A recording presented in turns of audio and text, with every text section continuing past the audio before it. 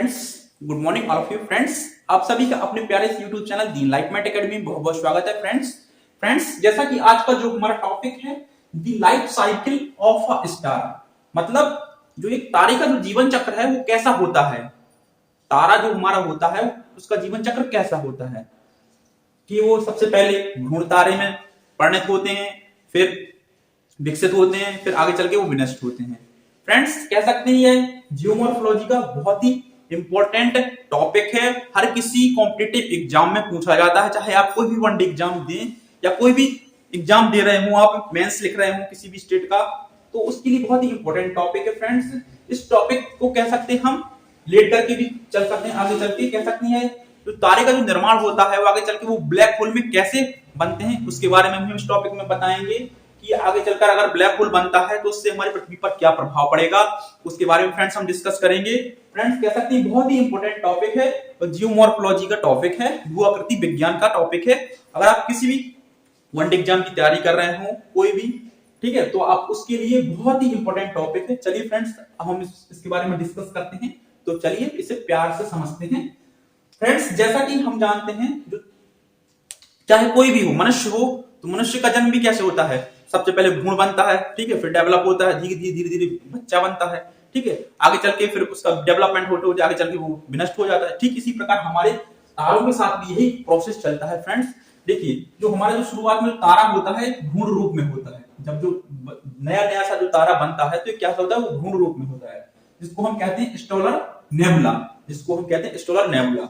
आगे चल के वह रेड जायंट में डेवलप होता है, धीरे धीरे विकसित होता है होते होते, ठीक है, फिर व्हाइट डॉर्फ में विकसित होता है, फिर ब्लैक डॉर्फ में विकसित होता है, फिर सुपरनोवा में, फिर सुपरनोवा से न्यूट्रॉन तारा या फिर ब्लैक होल बनता है। फ्रेंड्स, ठीक है, जैसा कि फ्रेंड्स हम जानते हैं जो जो जो तारे के केंद्र में जो उसका जो नाभिक होता है उसमें नाभिकीय संलयन की प्रक्रिया चलती है। नाभिकीय संलयन की प्रक्रिया में क्या होता है कि हाइड्रोजन और हाइड्रोजन आपस मिलने से हीलियम का निर्माण होता है और बहुत मात्रा में ऊर्जा निष्कासित होती है, ठीक है, ऊर्जा निष्कासित होती है, ठीक है। तो यही प्रोसेस जब भ्रूण तारे में धीरे धीरे स्टार्ट हुआ तो नाभिकीय संलयन की प्रक्रिया हुई, तो धीरे धीरे वो क्या हुए, रक्त दानव में परिणत हुए, तारा कैसा बना, रेड जायंट बना, ठीक है। फिर और प्रक्रिया धीरे धीरे चलती गई तो तारा और फिर व्हाइट डॉर्फ में कन्वर्ट हुआ। लेकिन इसकी एक कह सकते हैं एक नियम है कि कब वो व्हाइट डॉर्फ में कन्वर्ट होगा, कब वो ब्लैक डॉर्फ में कन्वर्ट होगा। इसका एक नियम ये है, यदि जो तारे का द्रव्यमान है, जो ब्लास्ट हुए तारे का द्रव्यमान है, जो ब्लास्ट हुए तारे का द्रव्यमान है सूर्य के द्रव्यमान से 1.44 गुना से कम हो, तब वह ब्लैक डॉर्फ या व्हाइट डॉर्फ में कन्वर्ट होगा। यदि जो ब्लास्ट हुआ तारे का द्रव्यमान है, यदि सूर्य के द्रव्यमान से 1.44 गुना से ज्यादा हो, तब वह सुपरनोवा में कन्वर्ट होगा। तब वह किस में कन्वर्ट होगा, सुपरनोवा में कन्वर्ट होगा, ठीक है। यदि जो ब्लास्ट हुआ जो तारा है वो 3 किलो से कम है, अगर सूर्य के द्रव्यमान के 3 किलो से कम है, ठीक है, 3 गुना से कम है, तो वह न्यूट्रॉन तारा में कन्वर्ट होगा। यदि 3 गुना से ज्यादा है सूर्य के द्रव्यमान के, तो वह ब्लैक होल में कन्वर्ट होगा, ब्लैक होल में कन्वर्ट होगा, ठीक है। फ्रेंड्स, जैसा कि हम सभी जानते हैं कि किसी भी कोई तारा है तो उसके नाभिक में नाभिकीय संलयन की प्रक्रिया चलती है, तो हाइड्रोजन मिलने से हीलियम बनता है। लेकिन कभी तो फ्रेंड्स ऐसा हुआ कि हाइड्रोजन कभी तो इसके केंद्र में समाप्त होगा कि हाइड्रोजन यानी बंद हो जाए। हमेशा कभी ना कभी तो होगा कि हाइड्रोजन खत्म हो जाए। आप सूर्य का एग्जाम्पल भी ले सकते हैं, जैसा कि हमारा जो सूर्य है इसके केंद्र में नाभिकीय संलयन की प्रक्रिया हो रही है, नाभिकीय संलयन की प्रक्रिया होने से हीलियम का निर्माण हो रहा है, ऊर्जा निष्कासित हो रही है, जो कि हमारी पृथ्वी पर यानी हमारी पृथ्वी और बाकी अन्य ग्रहों के लिए आ रही है ऊर्जा, ठीक है। तो लेकिन कभी ना कभी तो हाइड्रोजन समाप्त होगा, जिससे हीलियम की प्रक्रिया समाप्त हो जाएगी। तो क्या होगा फ्रेंड्स, अगर हाइड्रोजन समाप्त हो जाए, नाभिकीय संलयन की प्रक्रिया समाप्त हो जाएगी, तो क्या हो जाएगा, ये हीलियम, जितना हीलियम बचेगा उतना ही रह जाएगा, ठीक है। फिर वो एक फूल सा जाएगा तारा, ठीक है। हीलियम आगे चल के कन्वर्ट हो जाएगा कार्बन में, और कार्बन आगे चल के कन्वर्ट हो जाएगा ऑक्सीजन में, और ऑक्सीजन आगे चल के कन्वर्ट किस में होगा, Fe और Mg में, जो कि कह सकते हैं भारी तत्व है, जो कि कैसे तत्व है, एक भारी तत्व है। अगर आप सोचिए एक मिनट के लिए, अगर ध्यान से सोचें कि जो भारी तत्व Fe है, अगर इसके केंद्र में आ जाए तो क्या हो जाएगा, इसकी डेंसिटी बढ़ जाएगी। आप सोचिए एक मिनट के लिए कि अगर भारी तत्व है इसके केंद्र में आ जाए सूर्य के, मतलब यहाँ पे हाइड्रोजन की प्रक्रिया समाप्त हो गई, तो बचा क्या, Fe। अगर Fe केंद्र में आ जाएगा तो इससे क्या हो जाएगा, डेंसिटी बढ़ जाएगी, डेंसिटी बढ़ जाएगी तो इसकी ग्रेविटी बढ़ जाएगी। अब जब ग्रेविटी बढ़ जाएगी फ्रेंड्स, आप एक मिनट के लिए सोचिए गौर से, अगर ग्रेविटी बढ़ जाएगी तो ये क्या करेगा, चीजों को, घनत्व बढ़ जाएगा, ग्रेविटी बढ़ जाएगी तो चीजों को खींचेगा अपनी तरफ खींचेगा ना जी, सक आउट करेगा, अपनी तरफ खींचेगा, ठीक है। और हम सभी जानते हैं, क्या जानते हैं, हम सभी जानते हैं और इसके ग्रह हैं जो इससे लगे हुए हैं, इससे सूर्य से, ठीक, सूर्य से ग्रह लगे हुए हैं, हमारी पृथ्वी भी है, बुध शुक्र पृथ्वी मंगल बृहस्पति शनि अरुण वरुण, ठीक है।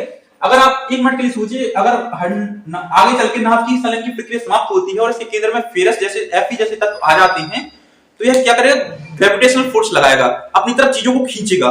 जब चीजों को खींचेगा तो हमारी पृथ्वी भी इसमें खिंच जाएगी। तो यही कारण है फ्रेंड्स, मेनली यही कारण है कि हमारे लिए यही झंझलाहट चल रही हो, इसीलिए हम मिशंस भेज रहे हैं, मंगल पर जीवन को खोज रहे हैं, ताकि आने वाले समय में हम कहीं नया जीवन तलाश सकें। शायद कभी ऐसा भविष्य में ऐसा हो कि हमारा सूर्य चीजों को खींचने लगे तो हमारी पृथ्वी नष्ट हो जाएगी, इसलिए हम आगे चल के ऐसे नए सैटेलाइट भेज रहे हैं, चीजों की खोज कर रहे हैं, ताकि हम एक नया जीवन खोज सकें, आगे चल के नया जीवन खोज सकें, ठीक है। और नए ग्रह को तलाश रहे हैं कि हमें कहीं ना कहीं जीवन मिल जाए, क्योंकि हमें पता है आगे हश्र वही होना है, कभी भी हो, हम कहते हैं अभी नहीं, लाखों साल अरबों साल बाद हो, लेकिन कभी ना कभी तो यह घटना सभी के साथ होनी है। हमारे सूर्य के साथ भी यह घटना घटेगी कि इसका जब हाइड्रोजन खत्म हो जाएगा तो इस Fe के केंद्र में आ जाएगा, ठीक है।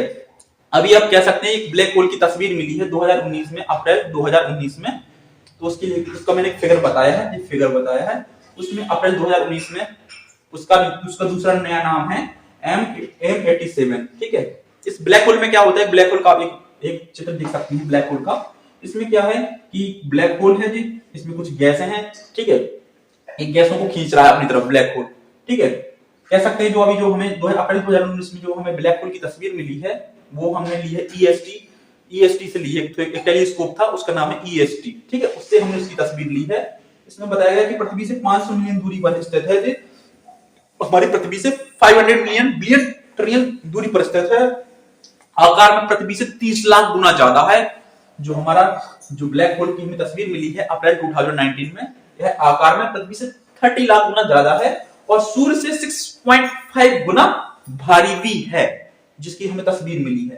तो फ्रेंड्स, यही कारण है कि हम लोग मेनली तो मुख्य कारण यही है, और भी कुछ कारण हो सकते हैं, ताकि हम अपनी जरूरतों को भी पूरा कर सकें। सैटेलाइट मिशन क्यों भेजते हैं, इसीलिए तो भेज रहे हैं, लेकिन मुख्यतः यही हम लोग भेज रहे हैं कि हमें कोई पृथ्वी के सदृश कोई दूसरा ग्रह मिल जाए, या कोई भी कुछ नई चीज मिल जाए जहां हम आगे चल के अपना जीवन यापन कर सके, क्योंकि आगे चल के हमारा सूर्य का हश्र भी वही होना है जो बाकी के सभी के साथ होना है, ठीक है, क्योंकि सूर्य हमारा एक तारा है। फ्रेंड्स, कह सकते हैं बहुत ही जियोमॉर्फोलॉजी का कह सकते हैं इंपॉर्टेंट टॉपिक है। अगर आप किसी भी वन डे एग्जाम में अगर उठाकर देखेंगे तो इससे कुछ ना कुछ प्रश्न अवश्य मिलेंगे। फ्रेंड्स, अगर आपको हमारा चैनल अच्छा लगा हो तो हमारे चैनल को लाइक, कमेंट, सब्सक्राइब कीजिए, अपना प्यार भरा प्यार दीजिए। आप सभी को होली की, आगामी आने वाली होली की हार्दिक शुभकामनाएं। धन्यवाद।